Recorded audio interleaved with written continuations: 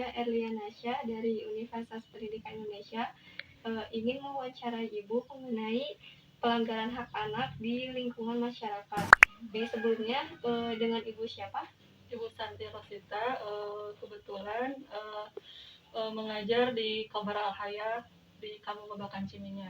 Oh iya, Ibu, saya ingin bertanya, pernah tidak Ibu melihat adanya pelanggaran hak anak itu yang ada di lingkungan masyarakat? Kadang kalau Ibu ke kota, kadang sering pernah lihat lah ada anak-anak gitu. Pelanggaran apakah yang sering Ibu lihat? Paling pas dilihatnya ada anak-anak yang lagi mengamen gitu, yang disuruh sama orang tuanya. Kadang orang tuanya memantau dari jauh, anaknya suruh ngamen begitu. Oh iya. Nah, menurut pendapat Ibu, pandangan Ibu mengenai hal tersebut itu bagaimana? Semua pelanggaran itu sungguh sangat memprihatinkan ya, karena di mana anak-anak adalah masa belajar dan bermain. Jadi masa bermain dan belajarnya itu direnggut sama kedua orang tuanya. Itu adalah pelanggaran hak anak ya. Jadi solusinya kita harus mengadakan pemahaman sama orang tua, terus sama aparat setempat juga, biar mempunyai ada solusinya yang baik buat kedua belah pihak begitu ya. Oh iya, oke. Mungkin cukup saja pertanyaan dari saya. Terima kasih Ibu sudah meluangkan waktunya untuk bersedia diwawancarai. Sama-sama. Ya, terima kasih Ibu. Baik Ibu, menurut Ibu apakah yang dimaksud dengan anak usia dini? Anak yang baru lahir dari umur 0 tahun sampai dengan 6 tahun. Ya, menurut Ibu juga apakah ada gitu masalah tentang pelanggaran hak anak yang terjadi di sekitar lingkungan Ibu? Ada. Baik, masalah apakah Ibu jika boleh tahu? Pembuangan anak dan pembunuhan bisa jadi. Oh ya. Nah, menurut Ibu sendiri bagaimana gitu pendapat Ibu tentang kasus pembuangan dan pembunuhan anak tersebut? Menurut saya sangat disayangkan dan sangat miris. Mengapa bisa disebut miris Ibu? Karena terlalu sadis ya. Jadi konteksnya anak itu jika dibuang sangat mengkhawatirkan seperti itu. Iya. Baik Ibu, terima kasih. Assalamualaikum Ibu, saya Hana Nusafia, izin wawancara Ibu mengenai hak anak. Sebelumnya, apa yang Ibu ketahui tentang anak usia dini? Anak usia dini adalah anak yang di bawah umur 6 tahun yang disebut juga sebagai anak dalam usia emas atau golden age yang punya rasa peka yang sangat tinggi. Betul. Menurut Ibu, adakah permasalahan pelanggaran hak anak yang terjadi di sekitar Ibu? Ada beberapa yang agak miris, misalnya anak pada usia 2-4 tahun itu selalu didekatkan dengan gadget atau HP, yang harusnya pada masa itu anak-anak harus diberi rangsangan untuk berlatih motorik halus, untuk berinteraksi sosial dengan keadaan sekitarnya atau dengan teman-teman seumurnya. Yang dilihat di lingkungan banyak sekali lebih fokus kepada gadgetnya. Baik Ibu, terima kasih atas waktunya. Wawancara Ibu mengenai masalah-masalah dan pelanggaran hak anak di sekitar Ibu. Nah, pertanyaan pertama itu sebenarnya pertama ini apa yang Anda ketahui tentang anak usia dini? Menurut saya pribadi itu anak usia dini itu ya dari balita ya, dari 0 usia baru lahir itu sampai 6 tahun. Masa-masa ini masa-masa yang cukup riskan sih untuk kita orang tua ya. Banyak orang tua yang kurang paham apa sih anak-anak di usia masa dini ini gitu kan. Karena mereka baru pertama kali mendengar, pertama kali melihat dunia ya. Terus masa-masa ini tuh masa-masa untuk pertumbuhan, perkembangan. kalau disebut juga masa-masa keemasan ya kalau itu sih menurut saya. Gitu. Terus pertanyaan selanjutnya, menurut ibu nih ada nggak sih masalah tentang pelanggaran hak anak usia dini yang terjadi di sekitar ibu? Misalnya dari sekitar ibu sendiri atau misalnya dari tetangga ibu atau lingkungan di sekitar ibu? Banyak sekali. Contohnya tetanggaku juga ada itu anaknya nggak boleh sekolah, padahal kita kan sekolah itu ada, ngaji ada, bimbel ada, tapi menurut dia, aku nggak paham kenapa menurut dia anaknya itu lebih baik dipanggilin guru privat dibanding harus berbaur dengan temannya, bercanda dengan temannya, bermain dengan temannya. Itu menurutku termasuk pelanggaran hak asasi anak ya. Iya betul. Seharusnya kan anak memang dibiarkan kan bersosialisasi, itu kan membantu perkembangan sosialnya juga gitu. Lalu pandangan ibu tentang tadi kasus anak tadi, pandangan ibu gimana? Menurut ibu sendiri? Salah banget.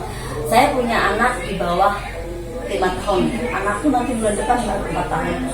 Yang aku rasakan, aku membiarkan dia bersosialisasi, bermain sama teman-temannya, terus dia bisa sekolah di masa dini. Memang pemerintah mewajibkan sekolah anak itu paling enggak di usia matang. Maksudnya kalau memang anak itu membutuhkan bermain, mengeluarkan kreativitasnya, menyelesaikan masalah dengan teman-temannya, jadi welcome aja. Dia salah, menurut saya dia salah karena kalau dia memanggil guru privat, dia nggak akan tahu anaknya mempunyai kelebihan apa, mempunyai daya tangkap seperti apa terhadap teman.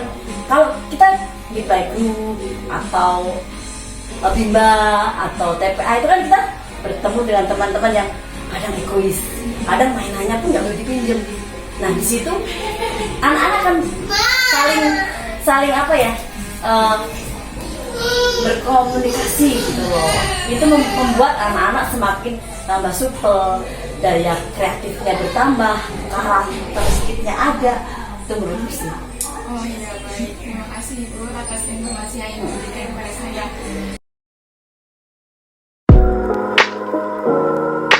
Salah satu pelanggaran hak anak yang sering terjadi adalah mempekerjakan anak sebagai pengamen dan pengemis, baik itu dilakukan oleh orang tuanya maupun oleh pihak lain.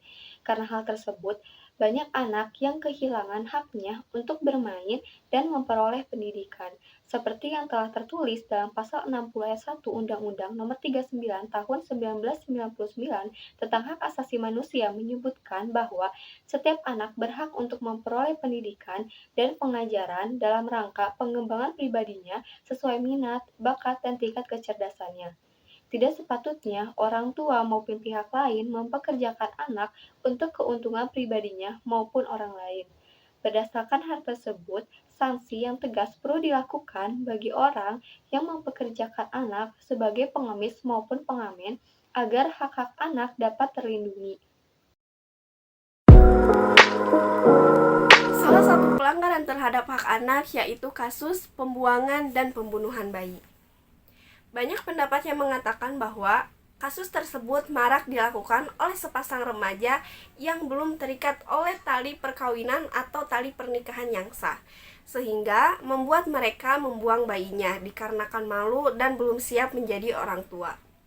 Hal tersebut jelas menyalahi aturan, karena perilaku membuang dan membunuh bayi sangatlah tidak mencerminkan sisi humanisme dari manusia itu sendiri. Selain itu, kasus pembuangan dan pembunuhan bayi juga merupakan satu tindak pidana. Memang, sampai saat ini belum ada instrumen hukum yang mengatur secara jelas mengenai bayi. Tetapi, hal tersebut tidak menjadikan pelaku pelanggaran terhadap bayi terbebas dari sanksi. Karena, pada dasarnya, instrumen hukum yang berkaitan dengan pelanggaran bayi masih dikaitkan atau mengacu kepada Undang-Undang KUHP atau peraturan perundang-undangan lainnya yang berkaitan dengan anak-anak. Mengapa konsep anak-anak dan bayi disamakan? Karena pada dasarnya anak-anak dan bayi memiliki persamaan, yaitu sama-sama belum dewasa dan sama-sama belum cakap akan hukum. Tindak pidana terhadap bayi atau anak yang baru saja dilahirkan diatur dalam pasal 308 KUHP dengan maksimum pidana yaitu 5 tahun 6 bulan atau 7 tahun 6 bulan dikurangi separuhnya.